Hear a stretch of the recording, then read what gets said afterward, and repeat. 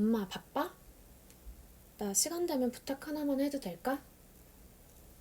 갑자기 이렇게 모르는 번호로 문자나 카톡이 오면 어떻게 하실 건가요?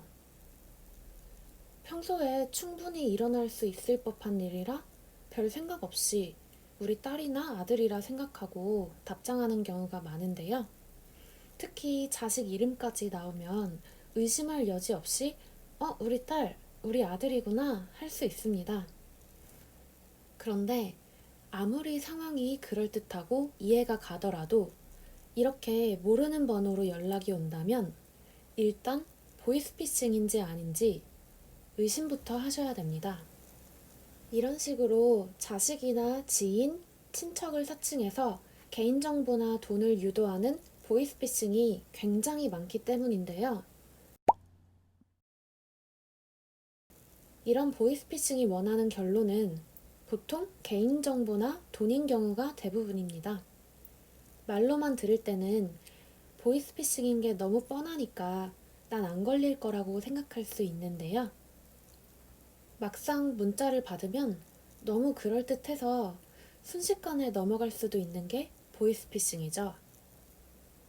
이런 보이스피싱이 어떤 식으로 오는지 미리 알아두면 막상 나한테 닥치더라도 이게 그때 봤던 보이스피싱이구나. 이렇게 먼저 의심해 볼 수 있겠죠? 그래서 오늘은 이렇게 자식을 사칭하는 보이스피싱이 어떤 목적을 가지고 접근하는지, 어떤 식으로 유도를 하고, 어떤 특징을 가지고 있는지 알아보려고 해요. 우선 가장 흔한 목적 세 가지를 알려드릴게요. 첫 번째 목적입니다. 주민등록증을 통한 개인정보입니다. 주민등록증 사진을 찍어서 보내도록 유도해서 개인정보를 빼가는 건데요. 예시를 한번 볼까요?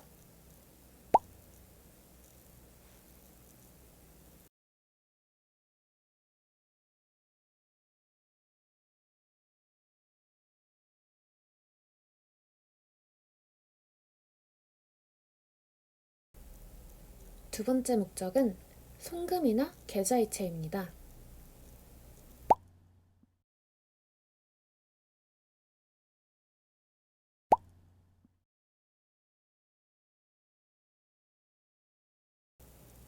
세 번째 목적은 대신 결제를 하거나 구매를 하는 거예요. 이 유형의 경우는 보통 문화상품권이나 상품권, 구글 기프트권을 요구하는 경우가 많습니다. 예를 한번 볼까요?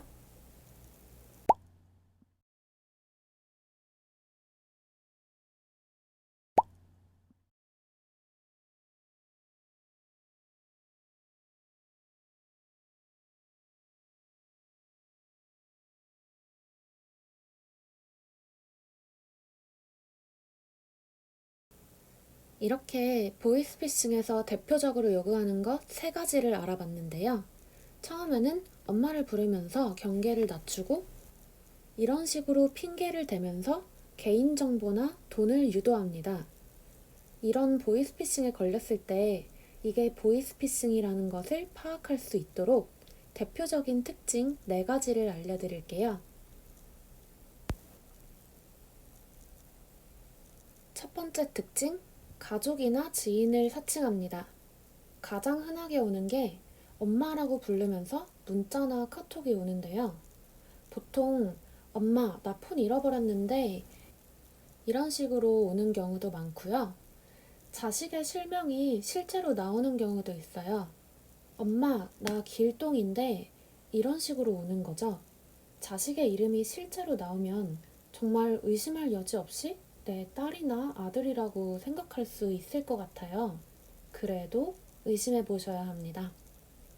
그리고 엄마가 아니더라도 아빠, 언니나 오빠, 이모나 삼촌 등 가족이나 지인을 사칭하는 보이스피싱도 많으니까 유의하세요. 두 번째 특징, 송금이나 계좌이체, 대신 결제나 구매를 요구합니다. 아니면 주민등록증 등 개인정보를 요구합니다. 보이스피싱의 주된 목적은 결국 돈이나 개인정보죠.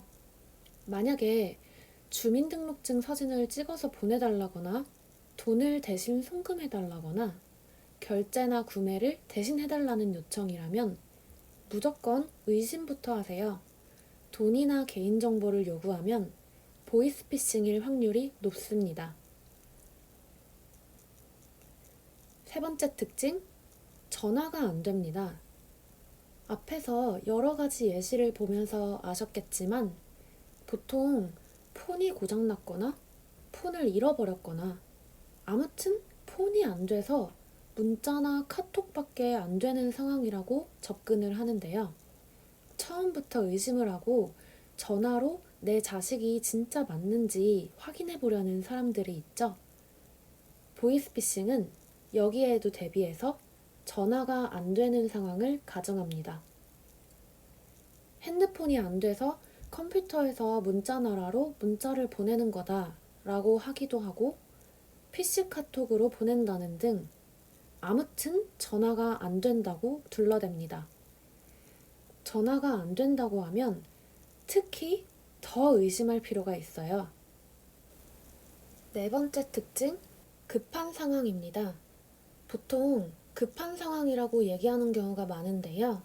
예를 들어서 친구한테 급하게 돈을 보내줘야 된다. 친구가 기다리고 있다. 아니면 급하게 송금할 곳이 있다. 급하게 상품권이 필요하다. 이런 식으로 급한 상황인 걸 강조합니다. 보이스피싱 의심을 하고 전화를 통해서 먼저 자식이 맞는지 확인을 하려고 해도 전화가 안 되는 상황이고 급하다고 푸시를 하면 아무래도 사람이 심리적으로 불안하고 급해지면서 여기에 넘어가기가 더 쉬워지게 되는데요. 이럴 때일수록 더욱 차분하게 생각해 보시면 급하게 송금을 해야 되고 급하게 상품권이나 기프트권을 사야 되고 이런 상황들이 얼마나 드물게 발생하는 일인지 아실 거예요.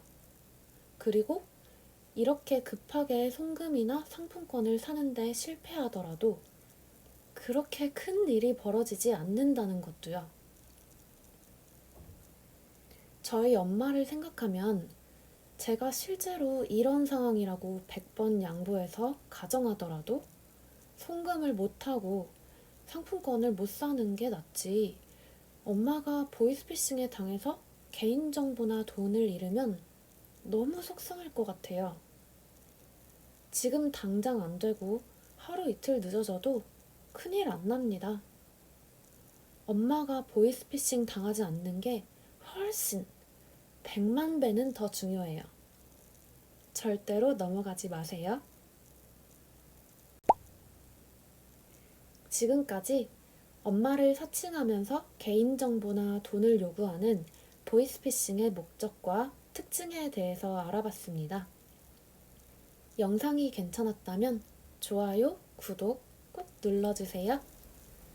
엄마 이렇게요는 저희 엄마 같은 구독자분들이 평소에 궁금해하시는 것들과 알고 있으면 유용한 생활 꿀팁을 알려드리는 채널이에요.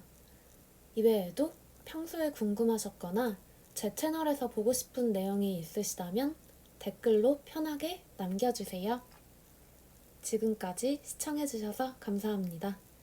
다음에 더 좋은 영상으로 또 만나요. 안녕.